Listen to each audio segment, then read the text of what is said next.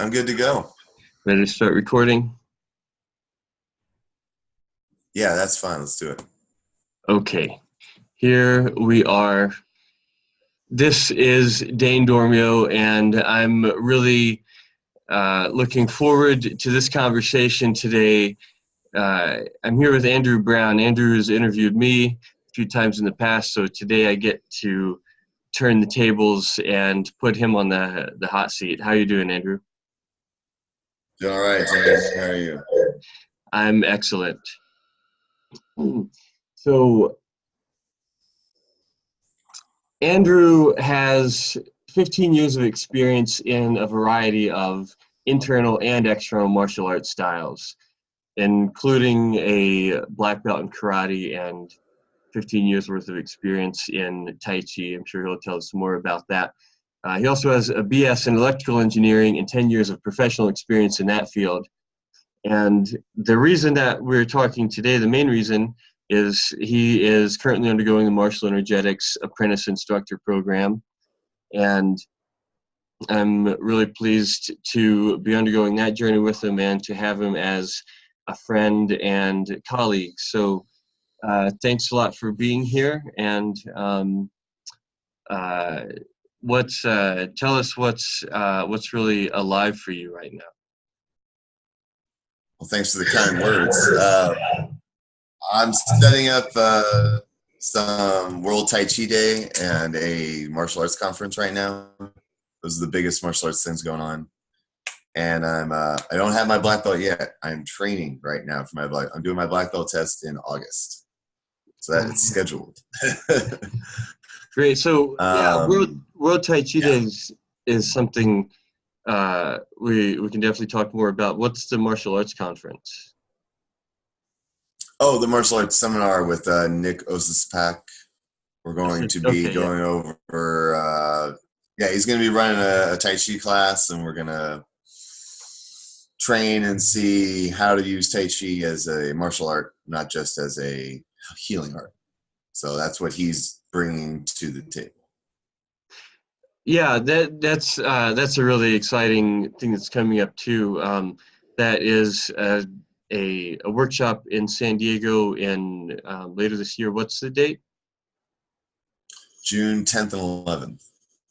June 10th to 11th. Yeah, and Nick Osispak, for those of our watchers or listeners who don't know Nick yet, he is a former professional UFC fighter who claims Tai Chi is his primary fighting style, and he's has a really impressive record in the UFC. I think about 15 or 16 fights and 14 wins, and he teaches Tai Chi that's not sissy Tai Chi. This is probably a good way to put it. That's an interesting way to put it, yeah. Not sissy Tai Chi. So, I don't practice sissy Tai Chi. I want to hear a little bit more about your background and experience, and something else too that I should mention about that is Andrew also is a student of Chinese language, so he actually speaks Chinese a little bit and is learning to do it more. So how does all that tie in? You're into martial arts, both the internal and external side, as well as science and technical subjects as your professional background. So what's your perspective on that, and how does it all tie together? Oh, wow. Well, it's the easiest way to say it is the entire universe is easy. You can just go look at any mathematician's explanation of what the universe is. It's just a propagating waveform. And Tai Chi is fully based in nature. It's based in the idea of the great extremes. And so because physics describes nature and Tai Chi is derived from nature, it all just kind of balances out and works together. And everything's energy. We all know that. And Tai Chi teaches you how to manipulate your internal energy, and physics teaches us how to manipulate everything else. So it all just goes So, together as one big jigsaw puzzle. yes, yes, and you got to solve a lot of different things before you can understand necessarily all the words I just said. But there's a lot to it, and but everything works out. Everything works together, and it's all one thing. So, studying doesn't matter what you study, as long as you stay on the path, right? That's what Musashi said. The way of the warrior is, there's one true way. You got to follow that way. And there's no other way to get there other than following the way you follow. Essentially the path of continual self-improvement. Mm-hmm. Mm-hmm. Yeah, it's probably a little bit of snobbery to think this, but my undergraduate degree is in math and physics, and I was of the opinion that if you could learn physics, you could learn anything. That's very I've seen plenty of examples of that. So, what are your personal sources of inspiration for studying martial arts in general, and for pursuing a path of continual, or for studying martial arts specifically, and for pursuing a path of continual self-improvement in general? So I started out with Tai Chi, and found a great teacher. I got really lucky, and Sufong Evans, and she showed me all the major four styles, and I learned all my competition stuff from her. And every day it was all about getting better than the last day. And so I just kept that up. So I was doing 4 to 5 hours every single day back when I was in community college and going to Jing. And I got good fast because I had no other choice. And by the third month, I had gotten some gold medals at a local tournament. So I was like, oh, okay, great. I'm doing pretty well.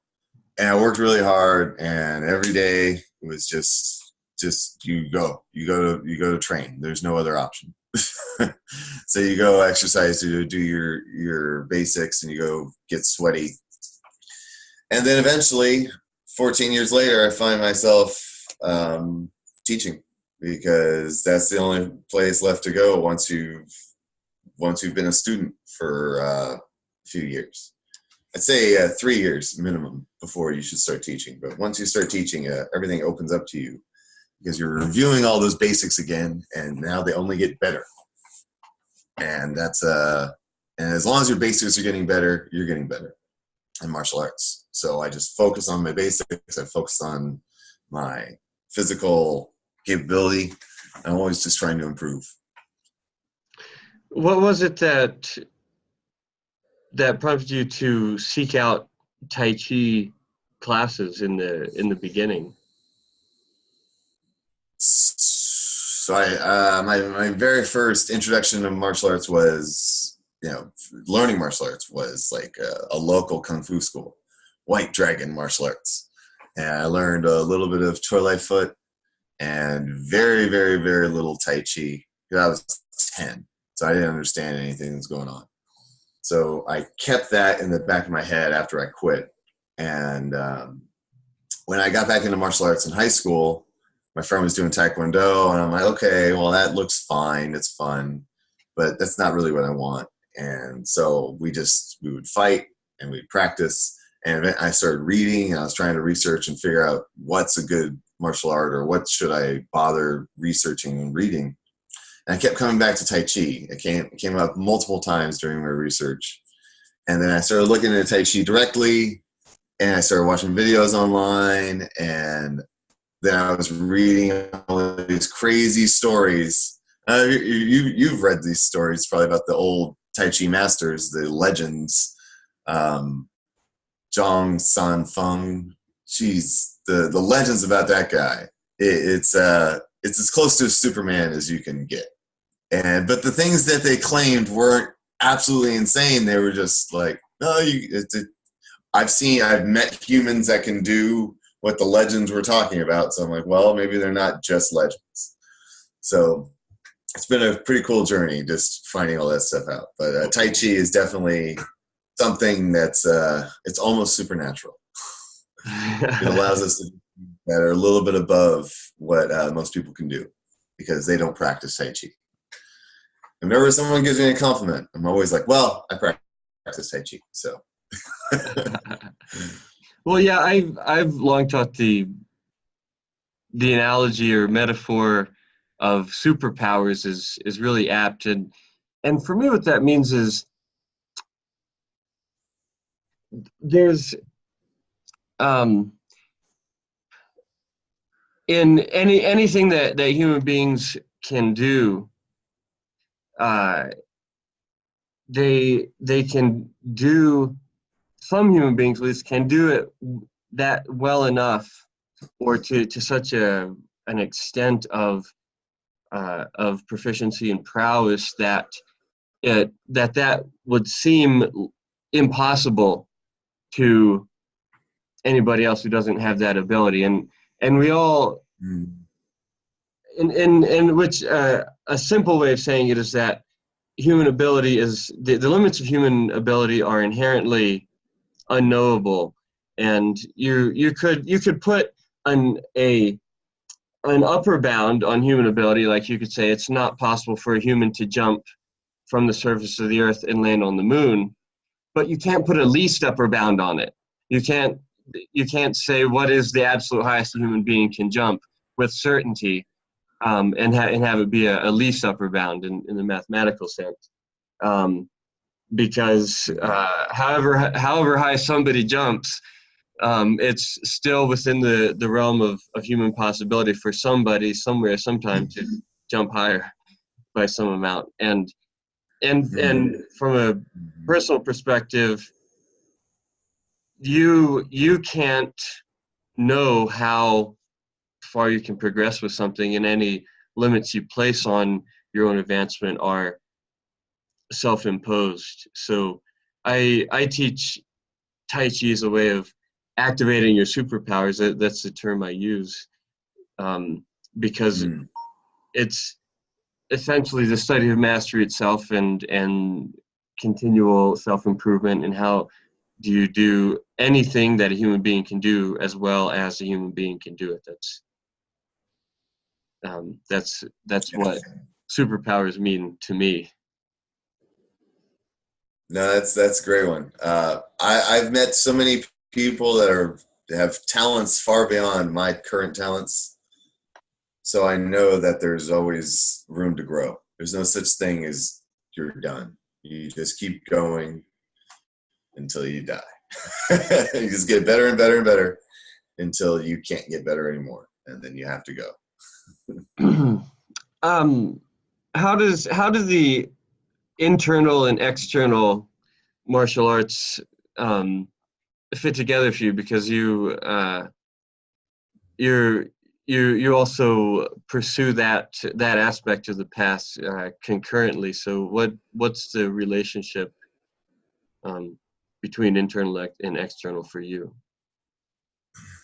Well, okay, so that can be a very deep question in a few ways. But the basic thing is, I learned Tai Chi originally just forms, no push hands, no engagement.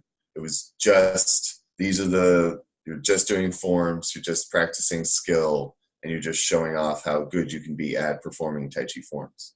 And that was my Tai Chi pursuit. And then I'm like, well, I want to be able to defend myself. I mean, I'm doing martial arts. I should feel confident in that too. So there was other martial arts at my school, and so I studied Wing Chun, I studied Wushu, Kempo, and Bujinkan, all through the same school. And so those were all external martial arts. They were all purely focused on getting you stronger, and this is how you have structure, and this is how you generate power, and this is how you use your muscles. Where Tai Chi was just, keep moving slow, control your breathing. And that was how I started learning Tai Chi and martial arts. So I took all those external martial arts and worked on my self-defense, and I got to the point where now I'm I'm very, very confident when it comes to, sparring and fighting. I just sparred this last weekend, had a good time, and but that was all the external practice. That was just using my muscles, getting flexible, pushing myself physically. Where now I'm focused much more on using Tai Chi as the martial art. I do push hands a lot. I do a lot of self-defense, but I use my Tai Chi style. It's all about softness. I'm not trying to push the guy. When they bring their force to me, that fills me up, and then I can redirect the force back into them. So I'm empty until I'm attacked.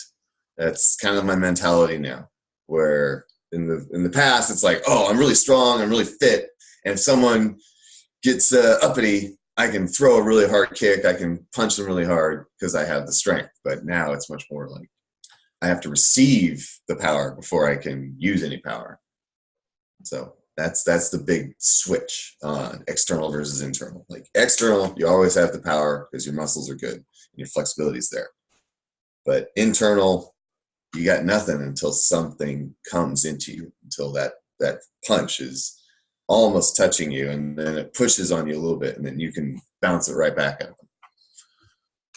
I think that was the difference between external and internal. So external is more about issuing, and internal is more about receiving. Yeah, external is much more about controlling the outside world with force, where internal is you're controlling the outside world by allowing it to come into you first, and you make it your own world, and then you can control it. Yeah, I think that's the big difference. And the internal sensitivity for meditation, all that kind of stuff, I never got that from karate. I never, I would be tired and I'd be panting, but I didn't feel like the heat rising up in my body other than the sweat and then how tired I am. But when you do internal martial arts, you get that internal heat. It feels like your engine's revving up, and then your hands get hot. Like you're outside, 50-degree weather, and you start doing Tai Chi. In about 10 minutes, your hands are as hot as you ever felt. That's one of my favorites. Yeah, I have my own perspective on that too, and what really resonates with it is external. The external focus is focusing on achieving external results. Internal focus is focus on experiencing certain internal states. Okay. And just two sides of the same coin, so to speak. Yeah. You can't have one without the other, of course. But at the same time, if you don't focus on the internal, you never really develop it. And there's guys that have been doing karate for 40 years. When I talk about like those internal sensations, they're like, what are you talking about? What sensations? And they don't know, even though they've been practicing for that long.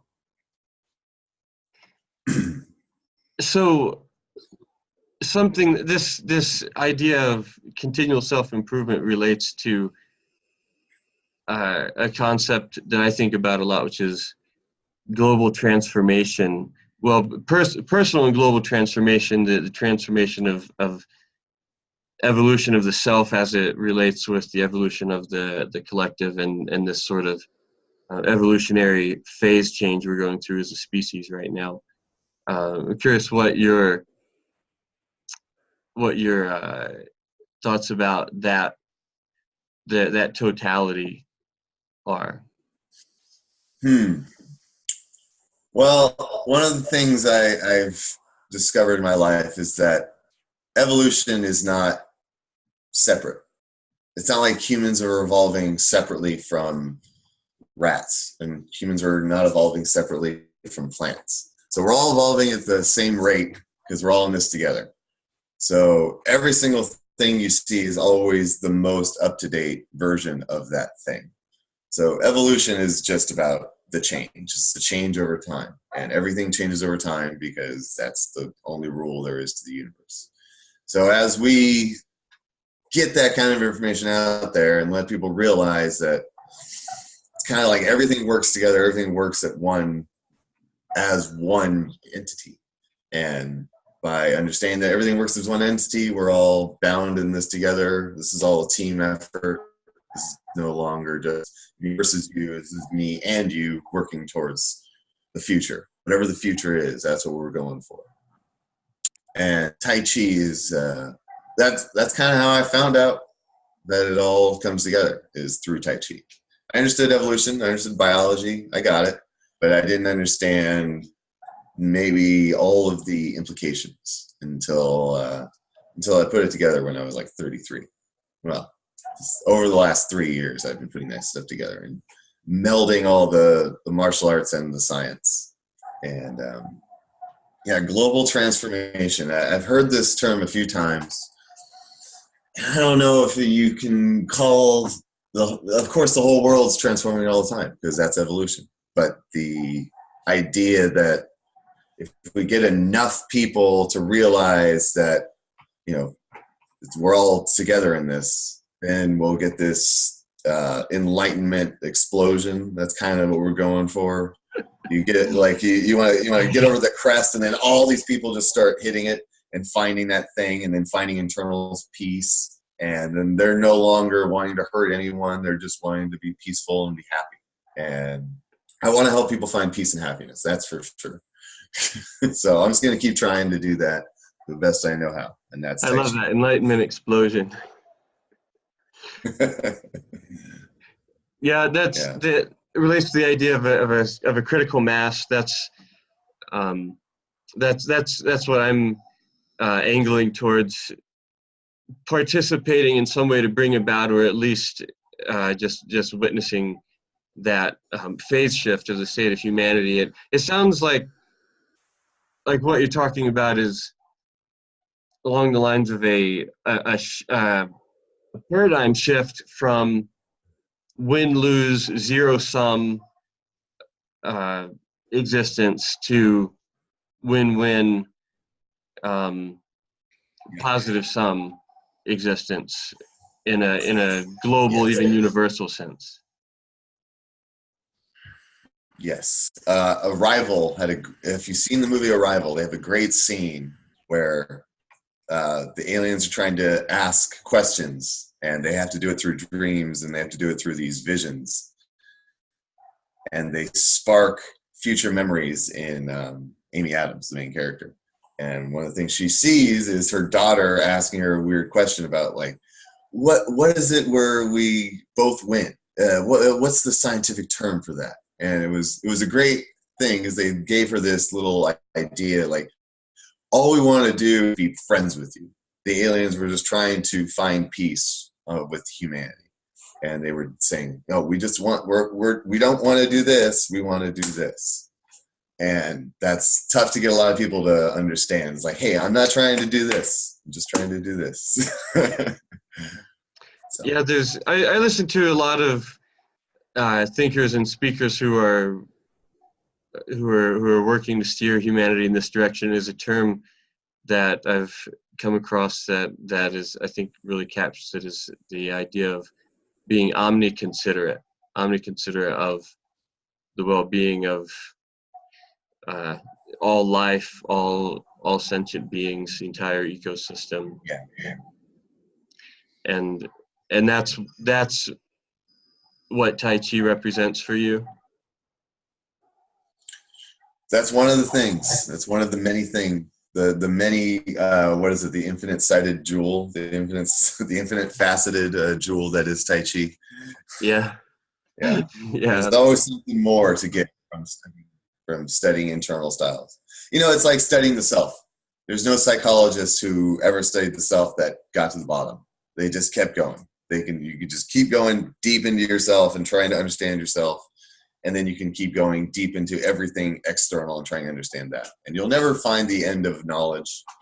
It's just keep pursuing, and you'll eventually find what you need. Yeah, I just blow my own mind on a regular basis, trying to comprehend how just the scope and scale of infinity, and when I feel dissatisfied in some way with some aspect of my life, and or like I feel limited in some way, and I just imagine, I blow my own mind by imagining the scope of the universe. Consider on an atomic or subatomic scale. The universe seems big on our scale, but go into a subatomic scale and it's like it's big times big. And then consider things on a biological scale, the scale of individual cells, and the entire scope of geological time, and compounded with the time scale of the entire universe. And somehow all of that is one thing. It's the universe, it's reality, it's existence. It's so unimaginably huge, and at the same time it is one thing. Yeah. And it's so obvious, and it works so easily. I'm just eating this apple, no big deal, but there's a lot of stuff that goes into eating that apple. All the trillions you don't have to understand. Yeah. The trillions of cellular, metabolic, chemical reactions going on in your body in an entire second, multiplied by the entire biosphere, multiplied by the entire. Yeah. But in the human body, there's something like 10 trillion cells, and every single cell has about 10 trillion atoms. So there's a lot of stuff that goes into making up a human body, and it's pretty cool how complicated it is. But we take it for so much for granted. And it's just because it is granted. You just wake up and you're here. and that one human body that has the whole psychology associated with it, which is infinitely deep, as you were saying, and that multiplied by the entire span of humanity over the entire span of time. Yeah, there's just so many infinitely many dimensions to the universe. I feel like my head tries to explode. Oh, yeah. I had to cram all that in. Yeah, I have one quick question for you, Dane. So in Taoism, we understand the 5 elements, and Buddhism has 5 elements, and the 5 elements are in Greek philosophical history. So other than the major 4, what is the 5th element, in your opinion, or in the style you like, the way you think about it? I can't say that I really have my own basis for that. I know all those traditions you mentioned, they have 5 elements, but they're not the same 5. And exactly. And so but the main 4 are always the same. Earth, wind, water, fire. What I think is what I would say is more significant is the number 5, which if you are into Discordianism, it's actually the number 5 that is significant there. Okay. But that you could many different schemes could be mapped out on top of that. According to one's choice. So, given your whole your sort of broad martial arts experience, from the time you were a kid, really, and pursuing demonstration and display styles, pursuing competition, pursuing calisthenic external styles, and physical fitness, and also self-defense and sort of physical combat. How does all this lead you to martial energetics, and what is your what exactly does martial energetics as a system represent to you? Okay. So based on that whole idea of infinite self-improvement, I have this kind of personal rule where I try to always have at least one teacher that I'm meeting once regular basis in my life. Doesn't matter what the subject is. I always have to have one teacher. And right now I have about 4 teachers in my life, so that's good. But yeah, I found martial energetics through the meetup groups. So they're free meetup groups, so I always go out and check them out as often as I can. Meet as many people and see whichever teachers have anything to offer. And martial energetics was a new, very interesting idea. So it's not new in any way. It's just, hey, we use the tools we have available, and we do the best we can with those tools. That's the fundamental practice behind most self-defense martial arts. But martial energetics was interesting because I was so used to standard martial arts where I'm studying and trying to copy form, trying to copy technique. How does it look? How does it feel? And martial energetics is just, it drops the look. Don't worry about what it looks like. Don't worry about performance. Don't worry about memorization. All you're trying to do is get the feeling down to the point where you just drop into that structure. You already know what the structure is. You felt it 1,000 times already. So as soon as you need to, you're in that structure. You're in the form without having to sit there and watch someone and practice forms and so many katas. Oh man, I've done so many katas. But yeah, so that was really interesting to me because I've studied a lot of martial arts where, like, hey, in Bujinkan, one of the first things my coach told me was, don't memorize this stuff. We show it to you and it's written down somewhere. So you don't have to memorize it. It's about getting the feeling because they have the 5 elements as well. Earth, water, fire, wind, and void. Void is the idea of blinding someone and then striking them or coming from nothingness in their opinion. They don't know you're there until you let them know you're there. And when they find out that you're there, they're not happy you're there. That's kind of the idea of the void and coming from the void into martial arts. That I love that concept. And but yeah, martial energetics just embodied that really quickly for me. And so I've been pursuing it and trying to get those forms down and just trying to,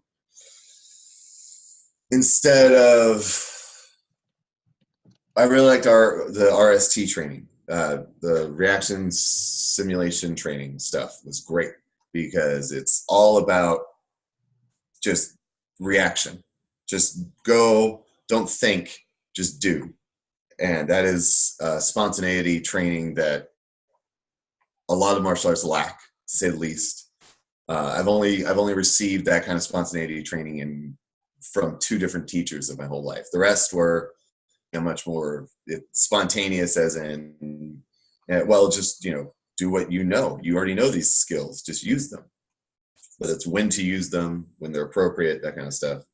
So it was a lot about timing and a lot about like forethought. And in Brazilian Jiu-Jitsu, they talk about this a lot, like it's a chess game.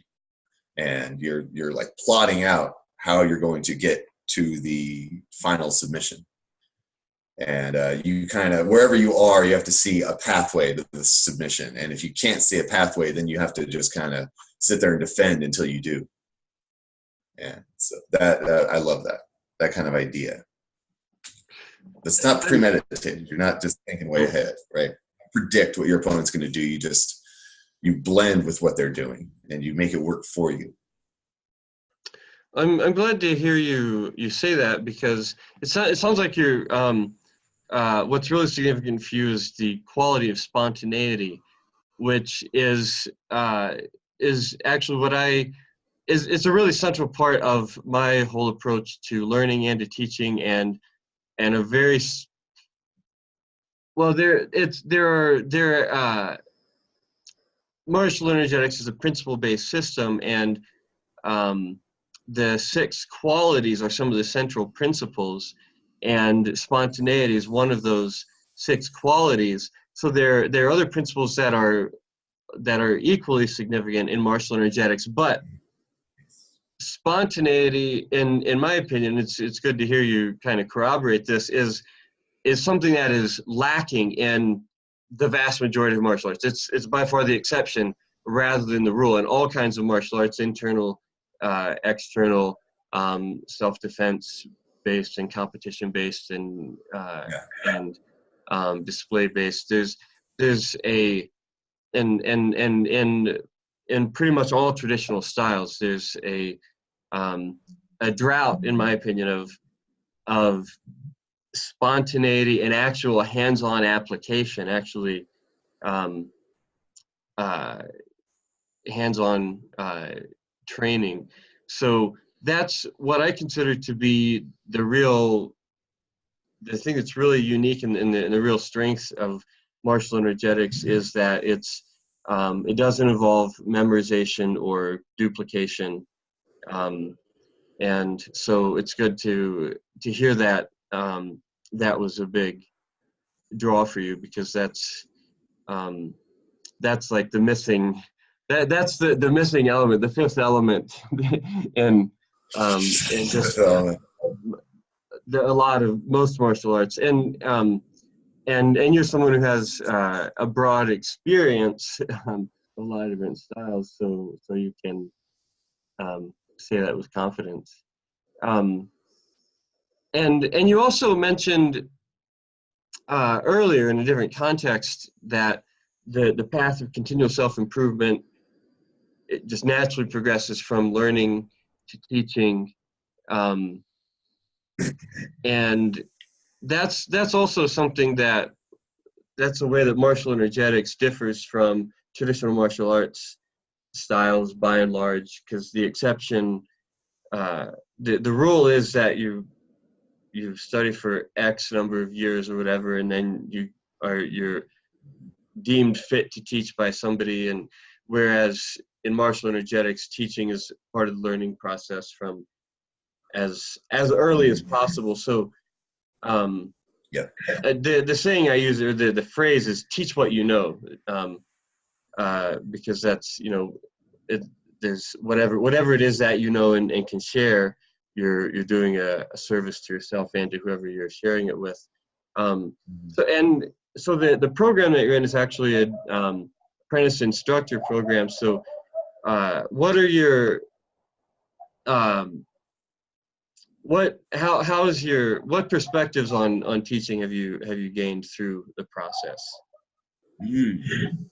Well, I've been teaching quite a lot recently, at least 2 classes a week.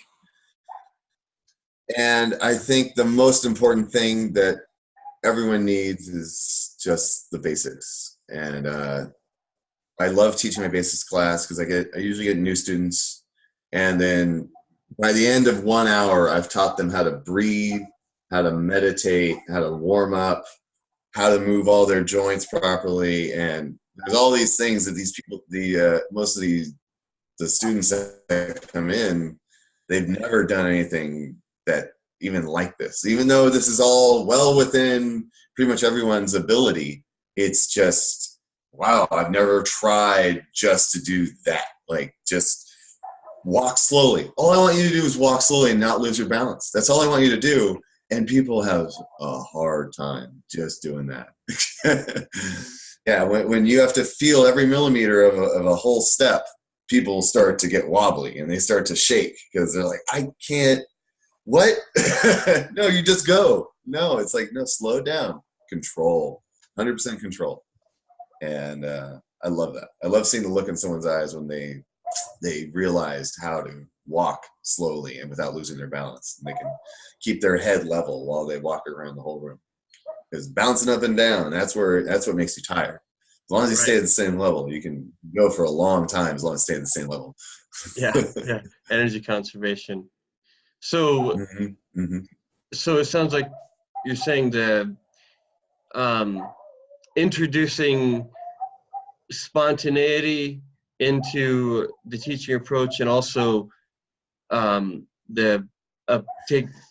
taking a principle-based approach as opposed to technique-based. I used to teach straight up. I would just start teaching technique. I would say, well, okay, the first thing I learned when I did karate was this is how you punch. And I would start teaching punches. And, that's fine. A lot of people learn that way. And I learned that way. So it works, but it takes a long time. And those first few punches are terrible. No one knows how to punch until they're taught how to punch. It's not something that comes naturally because it's so easy to break your wrist if you don't do it right. And even the best in the world, they break their wrists, they break their knuckles. So punching I love telling the story of Mike Tyson. You might have heard me say this before, but usually when dealing with weapon to target matching in the kind of self-defense material, dealing with weapon to target matching, it's very important. And I like to remind people that there's this guy, Mike Tyson, you might have heard of him. He was world heavyweight boxing champion of like the world. And 3 different organizations. Organization called what? Oh yeah, he was the belt holder for 3 organizations at the same time. No one had done that before him. Yeah, like the world, seriously. And got in one fight outside the ring, threw one punch, hit the guy in the head, and broke his hand. Yeah. So I'm sure that guy wasn't very happy, but still. if the world heavyweight champion can break his hand punching somebody in the head with no glove on, maybe weapon to target matching is something you want to think about. And Rory Miller in one of his training videos, I love this too. He says he worked in security and corrections for a long time, and he said I've had 9 guys hospitalized from breaking their hand. I've never had anybody hospitalized from being punched in the head. So yeah, that's true. You can get punched in the head pretty hard and it doesn't really do a lot to you. So before we wrap up, I want to make sure to at least go into your entrepreneurial pursuits. One thing is you're a designer and you have some designs that you're working on for training equipment, and then there's also World Tai Chi Day, April 28th, 2018, that we're actually both working on preparing for in San Diego. There's some big exciting things coming up for that, but tell us about those 2 endeavors, at least what details you can share at this time. So I have a sole proprietorship, A to B Engineering, and I'm through A to B Engineering. I'm going to be developing multiple training tools and weapons that will sell through the Tai Chi website, possibly, and maybe some other websites. The Martial Energetics website. Yeah, so they're going to be training tools that they're very simple, but I want to make sure they're quality. You've shown me some things that you've worked on and you've built by hand, and they're great. They're really cool, but you need high quality. You need quality ingredients to make quality products. So I'm looking for sourcing good hardy materials so I can make these training tools that will last 10 years, 15 years, and you can just put up in your backyard. And now I have a training tool. I can work on this thing for 10 minutes a day. And in a few years, you'll be like, wow, I'm really good. And I can hit that target every single time. And then the whole point of that training is that, well, you can hit the target whenever you need to, not just when you're doing your practice, all the time. And so your eye-hand coordination gets better. All that stuff improves over time. So I'm working towards building that for us. And so, yeah, we got the inventions. What was the other question? World Tai Chi Day, but I did want to mention something that came back to me from earlier, that you were talking about taking a principle-based approach. You're embodying the qualities rather than knowing techniques, you're actually embodying the qualities. So you just have stability, and you have structure, as opposed to being stable when you do a technique or whatever. It's just kind of an embodied quality that becomes more and more part of your natural state of being. And that's and the training tools you're designing are you're saying are the kind of things that will sort of develop these overall qualities. Yes. Awesome. So what are you most excited about for World Tai Chi Day this year? I am excited to reconnect with a bunch of old friends and teachers and get them all out to come out. And I want to get 100 people doing the 24 form together. That's my goal. If I can get 100 people doing 24, I'll say 100% success. That is a great vision. Yeah, that would be great to see that happen in San Diego. And it is a great chance to bring communities together. My World Tai Chi Day has its kind of central purpose, but for organizing World Tai Chi Day San Diego, I really have 3 objectives, which are to spread the benefits of Tai Chi and Qigong as widely as possible, Tai Chi, Qigong, and integrative health practices generally as widely as possible, and to unite the community of practitioners, having an excuse to get everybody together at the same place at once, like a big family reunion, and to participate in a global wave of health and healing that takes place on that day, because it really is a global wave that sweeps around the world as the time zones go around. 10 a.m. Is the standard time on the last Saturday in April this year. It's the 28th. So at 10 a.m. in the morning, all across the world, people are going to be doing Tai Chi and Qigong and breathing together. So it's just an amazing thing to get to be a part of that. And one thing that I'm really excited about World Tai Chi Day this year, that I just found out about today, I just read about it in Bill Douglas's newsletter, that the World Tai Chi Day website is getting a complete redesign, which it needs very badly. It's been the way it is for a long time, and it's ready for an update, and so I'm really looking forward to that. It's gonna help people connect a lot more thoroughly. So I'm really excited about that, and now that you told me your goal, I'm really excited about seeing 100 people doing the 24 form in San Diego together too. That'll be a really amazing thing to behold. Yeah, it will be. I hope I get to see it this year. All right, man. That's about time. I got to get going to work. Okay. Got this other stuff in my life. Yeah. Well, I always like to leave it open for future conversation. So there's definitely plenty more exciting stuff we can discuss, and I'm sure that we will. So thanks for being here today, and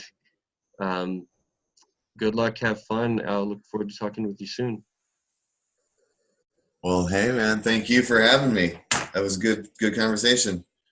Hope you have a good night, Dane. Have fun out there. Thanks. Bye, Andrew. See you, man.